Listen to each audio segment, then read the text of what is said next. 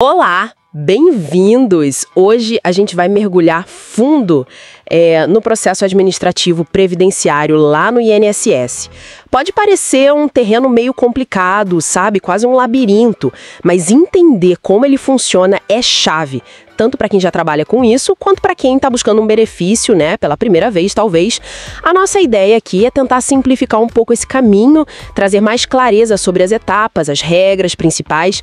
E para guiar a gente nessa conversa, vamos usar como base o material excelente do curso Processo Administrativo no Direito Previdenciário, que foi preparado pelo Dr. Alexandro Farinelli. Ele é advogado, professor, escritor e também mestrando em Ciências Sociais. Uma bagagem e tanto, né? Exatamente. E olha, um ponto de partida muito interessante que o material do Dr. Farinelli traz e que eu acho que muda a nossa visão é o seguinte: o processo administrativo no INSS, na sua concepção, ele não deveria ser uma briga, uma disputa como a gente vê no judiciário. A lógica é outra.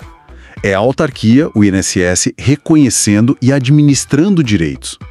E mais, ele tem o dever, está na lei, de orientar o cidadão e até de conceder o melhor benefício possível. Essa ideia de não ser uma disputa é interessante na teoria, mas a gente sabe que na prática a realidade parece outra, né? Quantos indeferimentos a gente vê? O INSS é sempre citado como um dos maiores litigantes do Brasil. Como é que fica isso? Pois é, esse é o ponto. Existem desafios enormes na prática. Falta de comunicação, às vezes, dificuldade na análise mesmo, na instrução do processo.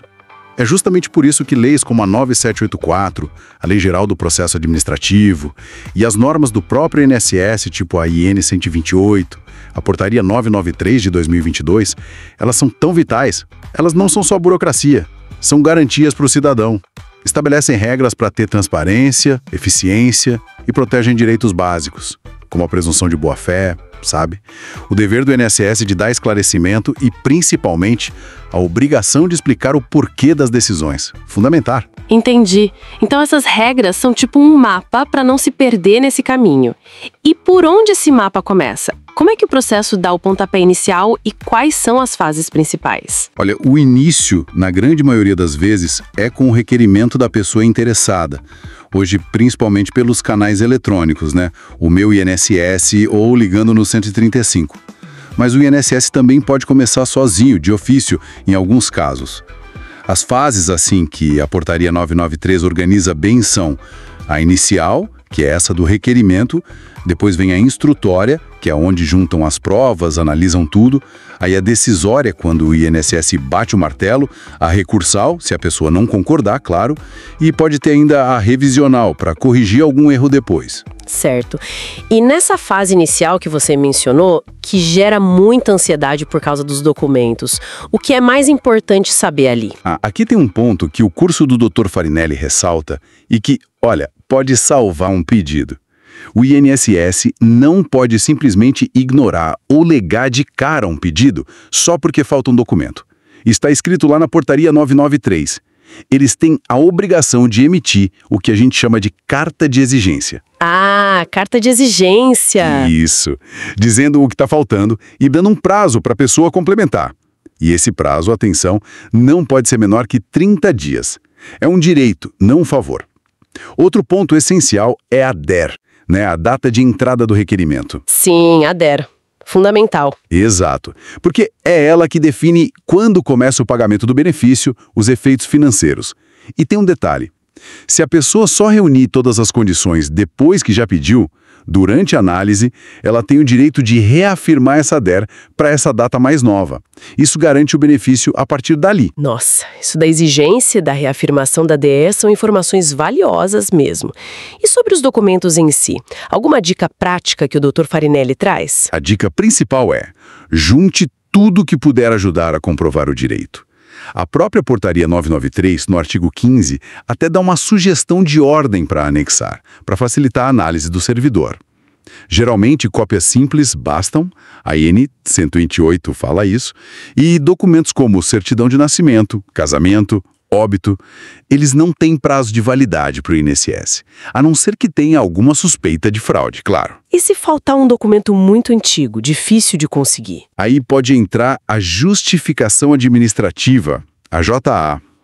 É um procedimento específico dentro do processo, para tentar provar o fato com outras coisas, tipo testemunhas.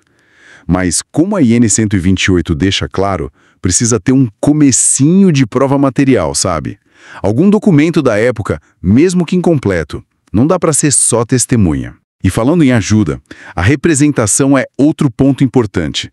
A pessoa não precisa ir sozinha nessa. Pode nomear um procurador. E esse procurador pode ser advogado ou não. Ah, interessante. Sim, a Portaria 993 tem regras específicas para casos de pessoas analfabetas ou com alguma deficiência que dificulte assinar. E até familiares podem representar como administradores provisórios em algumas situações. Mas um alerta. Qual? Aquela procuração que a gente faz para o advogado entrar na justiça, ad judício, ela não vale automaticamente para o processo administrativo no INSS. Tem que ser uma procuração específica para isso. É um erro comum que atrasa tudo. Entendido. Procuração certa para o lugar certo. Faz todo sentido.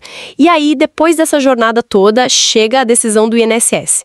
O que a gente precisa observar para saber se ela está correta, bem feita? Olha, a decisão nunca, jamais, pode ser só um sim ou um não. Ela tem que ser fundamentada, explicada. A Instrução Normativa 128 é bem clara nisso, no artigo 574. O INSS tem que dizer, olha, requisito tal foi cumprido por isso, requisito tal não foi por aquilo. Ponto a ponto.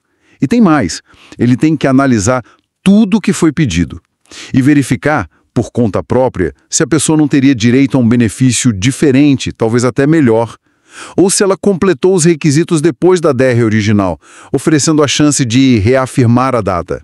Isso é dever dele. Nossa, então fica claro que um processo administrativo que segue essas regras, bem conduzido, ele não beneficia só o cidadão, né? Beneficia o sistema todo. Evita que a pessoa precise ir para a justiça, desafoga os tribunais. Algo que a doutora Irene Nohara, que é citado no material do Dr. Farinelli, também aponta como uma das grandes vantagens da lei do processo administrativo. Exatamente. Conhecer as regras do jogo, as fases, os deveres da administração, como está tudo detalhado lá no curso do Dr. Alexandro Farinelli, é o caminho para um resultado mais rápido e justo para todo mundo. Fica então uma reflexão, né? Se o INSS tem esse dever legal de orientar, de buscar o melhor benefício, qual será o impacto real de o cidadão ou quem o representa chegar lá já preparado, conhecendo essas regras? Faz diferença no final?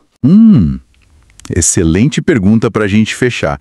Embora esse dever de orientar exista na lei, a gente sabe que a proatividade, o conhecimento das regras demonstrado por quem está pedindo, isso certamente pode, sim, facilitar a análise do servidor. Ajuda a direcionar, talvez até acelere o reconhecimento do direito. Torna a jornada, quem sabe, menos difícil, né? E esse aprofundamento nos aspectos práticos é justamente um dos grandes valores do curso do Dr. Alexandre Farinelli.